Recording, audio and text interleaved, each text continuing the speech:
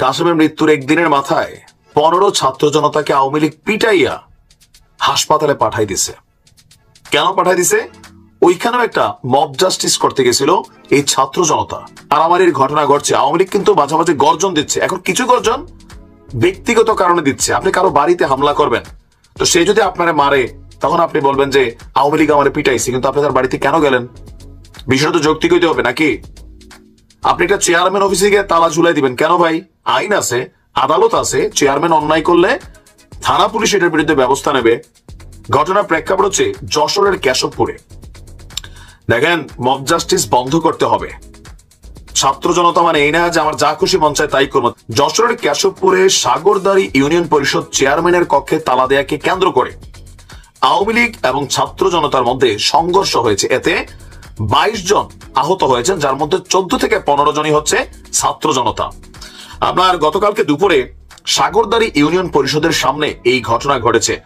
আহতরা হলেন ছাত্র জনতার পক্ষে ইউনুস হোসেন, আবু সাইদ, মেহেদি হাসান রনি, সাগর, রকি, গোলাম মুস্তফা, আকাশ, নাইম এবং চেয়ারম্যানের পক্ষে তার ভাই কাজী মুজাহিদুল ইসলাম পান্না এবং কাজী মাঝারুল ইসলাম সোনা সহ কয়েকজন। ভাইয়ের বিপদে ভাই আগে আসছে। আচ্ছা, ঘটনার প্রেক্ষাপট কি?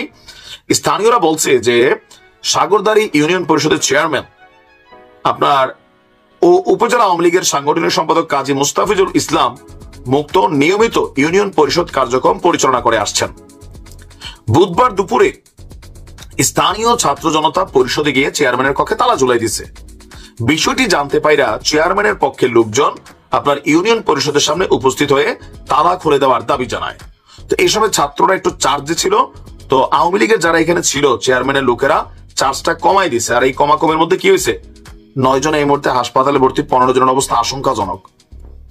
এখন এই বিষয়ে জেলা ছাত্র দলের যিনি সহসভাপতি আছেন তিনি বলছেন যে এই চেয়ারম্যান স্থানীয়ভাবে আওয়ামী লীগের পক্ষে কাজ করছেন। এমন খবর ছড়িয়ে পড়লে ছাত্র জনতা ঐক্যবদ্ধ হয়ে ইউনিয়ন পরিষদে গিয়ে চেয়ারম্যানের কক্ষে তালা ঝুলাই দেয়। তো এই অধিকার ছাত্র জনতারে কে দিল? এখন ছাত্র জনতা তাদের মন চাইলে তারা গিয়ে তালা ঝুলাই দিবে। একটা চেয়ারম্যান অফিসে সরকারি কাজে এটা তো বাধা দেওয়া।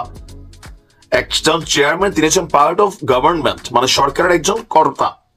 তো চেয়ারম্যান যদি কোনো অন্যায় করে থাকে, আওয়ামী লীগের কার্যক্রম করে থাকে, এই মুহূর্তে তার বিরুদ্ধে থানায় যান, উপজেলা পর্যায়ে যান, লিগালি কমপ্লেন করেন, কিন্তু আপনি দৌড় দিয়ে সেখানে তালা ঝুলাইতে আসছেন, তো আপনাকে ছেড়া দিবে? আজকে এটা যে কোনো কেউ হোক, আওয়ামী লীগ বলতে কথা না, আপনি গিয়ে তালা ঝুলাই দিবেন? ভাই, এটা সরকারি কাজ তো এটা নাকি? তো এরকম মব জাস্টিস করতে গেলে এগুলা ঘটবে, এগুলা মাথায় রেখেন। চড়াই যাচ্ছেন মব জাস্টিসে।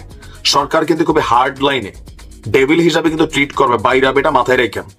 আপনার অভিযোগ থাকতে পারে আওয়ামী লীগের কোন সন্ত্রাসী হোক, অপরাধী হোক, থানা আছে, পুলিশ আছে, আইন আছে। আপনি মব জাস্টিস করতে গিয়ে মাইর খাবেন, আমার দৃষ্টিতে এটা কোনো বিচারের সুযোগ নাই। কেন? আমি কেন মারতে যাব? ভাই, গেলে তো আমার মাইরা দিবেই। আইন আছে, সেনাবাহিনী মাসে ডিপ্লয়েড আছে, ডেভিল হান্ট চলছে, তাদেরকে তথ্য দিন। গেল এই 6 মাসে খালি মাঠে এই যারা মব জাস্টিস করছেন, এগুলোকে উচ্ছ্বসিত করেছেন, তাদের মধ্যে অনেকেই কিন্তু টের পাচ্ছে। আমরা কাফিকে দেখে মনে হচ্ছে যে আরেকটা খেলা শুরু হয়ে গেছে। এটা সাংঘর্ষিক ক্ল্যাশ চলছে এই মুহূর্তে। কত ভয়ঙ্কর পরিকল্পনা ছিল জানেন? যখন এই ঘরে আগুন দেওয়া হয়েছে, কাফিদের ঘরের দরজাটা বাহির থেকে লক করে দেওয়া হয়েছে, জানালার সিটকেনিগুলা বাহির থেকে আটক ছিল নাকি, ভেতরে আগুন দিয়ে দিছে যেন পরিবারের সব সদস্য আগুনে পড়ে মারা যায়। একটা বড় ফারাক কাইটা গেছে কাফির উপরে। এরপরই টেনশন দেখা দিয়েছে কমেন্টে অনেকের মধ্যেই যে বাকি যারা বিভিন্ন লোকাল এরিয়াতে আওয়ামী লীগের এমপিদের, মন্ত্রীদের বাড়ি ঘরে আগুন দিয়ে বিভিন্ন বক্তব্য দিয়েছে, তাদের সাথে কি এমন ঘটতে যাচ্ছে? কাফি যেমন বলছিলেন নিরাপত্তা পায়নি, সরকার তো তাহলে স্পেশাল আলাদা 2 কোটি পুলিশ লাগাইতে হবে, কারণ প্রতিটা ঘটনায় এত পরিমাণ মানুষ কানেক্ট ছিল। প্রত্যেকের ঘর বাড়ি পাহারা দেওয়ার জন্য যদি 4 জন পুলিশে দেওয়া হয়, তাহলে এত কোটি পুলিশ কই থেকে আসবে? যাই হোক, ঘটনার প্রেক্ষাপট দেখেন। কন্টেন্ট ক্রিয়েটর কাফির গ্রামের বাড়িতে আগুন দেওয়ার ঘটনার সময় তার মা বাবা সহ পরিবারের 6 সদস্যই এই বাড়িতে অবস্থান করছিলেন। কাফি ঢাকা শহরে ফ্ল্যাট নিয়ে থাকে সম্ভবত, তার পরিবার তার গ্রামেই থাকে। আর এই পরিকল্পিত ঘটনাকে প্রতিবাদ হিসাবে একটা সংবাদ সম্মেলনে তিনি ডেকেছেন। আমরা যদি দেখি স্থানীয়দের বক্তব্য যে গতকালকে রাত 1:30টার দিকে পটুয়াখালীর কলাপাড়া উপজেলার রাজাপাড়া গ্রামের বাড়িতে এই আগুনের ঘটনাটি ঘটেছে। ফায়ার সার্ভিসের একটা টিম ঘটনাস্থলে পৌঁছে প্রায় 2 ঘন্টা চেষ্টার পর আগুন নিয়ন্ত্রণে আনে, বাট ততক্ষণে সবকিছু পড়ে ছাই হয়ে গেছে। ঘটনার বর্ণনা দিয়ে নুরুজ্জামানের কাফির বাবা মাওলানা মোহাম্মদ ABM হাবিবুর রহমান বলছেন, বাইরে থেকে দরজা আটকে ঘরে আগুন দেওয়া হয়, আমাদেরকে ঘরে আগুনে পুড়িয়ে মারার জন্য এই ঘটনা ঘটানো হয়েছে। বিচার চাই, আগুন লাগার পর যে যার মতো করে দরজা ভেঙে বের হয়েছি, কিছুই নেই, সব শেষ হয়ে গেছে। নগদ টাকা, স্বর্ণালঙ্কার সহ 50 লাখ টাকার ক্ষয়ক্ষতি হয়েছে। তো কাফির প্রতিবেশী বলছেন এই আগুন পরিকল্পিতভাবে, কারণ জানালার বাইরে থেকে ছিটকিনি লাগানো ছিল, বাড়ির সবাইকে এক কাপড়ে ঘর থেকে বের হয়েছে, কোন রকমে জানে বেঁচে গেছে। আচ্ছা, তার বাবা রাজপাড়া দিন এলাহি মাদ্রাসার সুপার, তারা 2 ভাই, আর করোনাকালে কাফি আলোচনায় আসছে, আর এই অভ্যুত্থানের সময় আলোচনায় আসছে কি আসলে ঘটবে। এখন যখন কাফির বাড়িতে আগুন, আমরা এটা দেখছি যে এটা নিয়ে প্রতিবাদ হচ্ছে, আন্দোলন হচ্ছে, বৈষম্য বিরোধীরাও সম্ভবত কথাবার্তা বলবে। তো আমরা কমেন্টগুলো যখন দেখি, সেখানে বলা হচ্ছে আওয়ামী লীগের যে সকল এমপিদের বাড়িঘর ভাঙা হয়েছে, তারা তো ভাই কথাও বলতে পারে না কোথাও থেকে। তাদের পরিবারের লোকেরা সে আগুনকে থামানোর জন্য চেষ্টাও করতে পারে নাই, কারণ প্রাণ চলে যায়। কাফির পয়সা আছে, টাকা পয়সা আছে, বাট এখানে যদি বাপ মার জীবনটা চলে যেত তাহলে কি হইতো? এই আগুন খেলা যেখান থেকে শুরু হয়েছে, তখনই বলছি যে এই বুলডোজার খেলা এবং আগুন খেলায় যারা কানেক্টেড হয়ে গেছে, আপনি আজকে হাসছেন, কালকে আপনাকে কাঁদতে হবে। একটু খেয়াল করাই দিই, আওয়ামী লীগ সরকারের ক্ষমতার সময় আপনার বেগম খালেদা জিয়াকে তার যে একটা নিবাস ছিল ক্যান্টনমেন্টের এরিয়াতে, সেখান থেকে তাকে পরিকল্পিতভাবে আওয়ামী লীগ সরকার বের করে দিছিল। তারপর শেখ হাসিনা একটা ভাষণের মধ্যে বলছিলেন, তখনই সিদ্ধান্ত নিয়েছিলাম যখনই সুযোগ পাবো বের করে দিব। এটা দাম্ভিকতার হাসি তিনি দিয়েছিলেন। আর আজকে যখন ধানমন্ডি 32-এ আগুন লাগছিল, আগুন দিয়ে জ্বালাই দেওয়া হয়েছে, তখন খালেদা জিয়ার সেই কান্নার ভিডিওটা সামনে আসছে। আবার শেখ হাসিনাও 32-এ আগুন লাগার পর কেঁদে কেঁদে একটা ভিডিও দিচ্ছেন। এটা প্রকৃতির একটা চরম শিক্ষা। শেখ হাসিনা খালেদা জিয়ার বাড়িটারে ধ্বংস করে দিছিল, গুড়াই দিছিল, ওনারটাও ধ্বংস হয়েছে কারো না কারো মাধ্যমে। দেখেন, বিএনপি করতে পারে নাই ওই সময়, কিন্তু টেকনিক্যালি হয়ে গেছে। আবার 32-এ যারা আগুন দিচ্ছেন, কারণে অকারণে তাদের বাড়ি ঘরে আবার আগুন লাগা শুরু হয়েছে। আপনি খেলাটা রিপিটেড হবে এটা। আর এইসব খেলায় সবসময় সাধারণ মানুষ বিপদে পড়ে। যারা বড় মানুষ তারা খেলে, আর আমরা যারা সাধারণ মানুষ আছি এই খেলার মধ্যে পড়ে যাই। দিন শেষে আপনি মরলে, আপনার বাড়ি ঘরে আগুন লাগলে একটা নিউজ হবে, একটা প্রতিবাদ হবে, হয়তো অনেকে কিছু টাকাও পাবেন, কিন্তু একটা ঘর তো একটা স্মৃতি, একটা শৈশব কৈশোরের অনেক কিছু থাকে। এখন আমি জানি না যে এই খেলার আসলে শেষ কোথায়, কারণ কাফিরে আগুন লাগার পক্ষে, আগুনের পক্ষে হিউজ কমেন্ট আছে, পজিটিভ হিউজ কমেন্ট আছে, নেগেটিভ, দুইটা পক্ষ। বুঝছে, কাফির সে উচ্ছ্বাস দেখে এক পক্ষ বলছে নে বেটা একদম নগদে শাস্তি হয়েছে তোর উচ্ছ্বাসের, আরেক দল বলছেন যে ভাই আল্লাহ কোন রকমের প্রাণটা বাঁচিয়েছে, ধৈর্য ধরেন, সব ঠিক হয়ে যাবে। বাট সামহাউ এটা আরো বড় দুর্ঘটনা ঘটতে পারতো, পরিবারের সব সদস্য মরেও যেতে পারতো। চিন্তা করেন, আরো হয়তো অনেকের সাথে এমন ঘটনা ঘটবে। কারণ ধানমন্ডি 32 থেকে যেটা হয়েছিল সারা বাংলাদেশে মুহূর্তে ছড়াই পড়ছিল, সারা বাংলাদেশে তখন প্ল্যান ছিল না। এখন কাফির বাড়িতে আবার কোথায় ঘটে আল্লাহ ভালো জানে। ধানমন্ডি 32 ভাঙার পর কাফির কিছু উচ্ছ্বসিত ভিডিও মাউস সামনে প্রকাশ করছে যে দেখো 1 সপ্তাহের ব্যবধানে পরিবেশটা কিভাবে বদলে গেছে, এবং এটা খুবই একটা ভয়ঙ্কর বিষয় হিসাবে কিন্তু উত্থাপিত হতে যাচ্ছে। আমি বারবারই বলি যে দেখেন, আপনি অন্য মানুষটার যে ক্ষতি করবেন, এই ক্ষতি আপনার দিকে ফিরে আসবে। আমরা যখন এগুলো বলি, কেউ বলেন দোসর, কেউ বলেন পক্ষের, কেউ বলেন বিপক্ষের, বাট যে মেসেজটা ক্রিয়েট করতে চাই, কখনো মব জাস্টিস, অন্য কারোর বাড়ি ঘরে আগুন দেওয়া, কারোর পরিবারের উপরে অত্যাচার নিপীড়ন করা, এটা কখনোই কল্যাণকর হয় না। আজকে এরপর কাফি একটা স্টেটাস দিয়েছেন, তো তার এই স্টেটাসের কমেন্টে কেউ কেউ লিখছেন, আবার বুঝতে পারছো যে অন্যের বাড়িতে আগুন দেওয়ার পরে যে উচ্ছ্বাস তুমি করেছো, তোমার বাড়িতে যখন আগুন লাগছে ফিলিংসটা কেমন? কেউ কেউ বলছেন যে ভাই আপনি মন খারাপ করবেন না, ধৈর্য হারাবেন না, নিশ্চয় আল্লাহ ভালো কিছু রাখছে। এখন যারা যারা যেই পক্ষের ফলোয়ার, যারা কাফির হেটার্স, তারা একরকম বক্তব্য দিচ্ছেন, যারা তার সাপোর্টার্স তারা আর একরকম বক্তব্য দিচ্ছেন।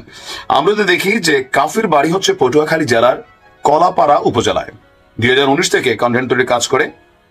আর অমর 21 বইমেলার মধ্যে, আচ্ছা, জুলাই আন্দোলনের অংশগ্রহণ করা প্রথম দিক থেকেই তার এই বক্তব্যগুলো আমরা দেখেছি ফেসবুকে বা বিভিন্ন জায়গায়, তিনি যথেষ্ট আলোচিত হয়েছিলেন। এরপর আমরা যদি দেখি তার যে স্ট্যাটাসটা ছিল, মধ্যরাতে আমার বাড়ির রান্নাঘর সম্পূর্ণ পুড়িয়ে দিয়েছে, কোন দেশের জন্য কাদের জন্য কথা বলেছিলাম, যুদ্ধ করেছিলাম এবং করছি, নিরাপত্তা পাইনি। এখন কাফির এই অভিযোগের জায়গাটা বা অভিমানের জায়গাটা অনেকাংশে সত্যি, আবার অনেকাংশে আসলে সরকারের এখানে কিছুই করার নাই। কেননা দেখেন, সরকার যদি প্রত্যেকটা এই আন্দোলনকারী যারা ছিল তৎকালীন প্রেক্ষাপটে প্রত্যেককে যদি নিরাপত্তা দেয়, তাহলে কি দেশে এত পুলিশ আছে, আর্মি, সেনাবাহিনী, তাদের তো অন্য কাজ আছে। নিরাপত্তার ইস্যুটা আমাদের এই আন্দোলনের স্টেক হোল্ডার আমরা দেখেছি লক্ষ লক্ষ মানুষ। তো এখন প্রত্যেকের বাড়িঘর কি পাহারা দেওয়া সম্ভব? তবে আগুনের যে ইস্যুটা, আগুনের ইস্যুটা হঠাৎ করেই আমরা আওয়ামী লীগ সরকার থাকতে শুনতাম অগ্নি সন্ত্রাস।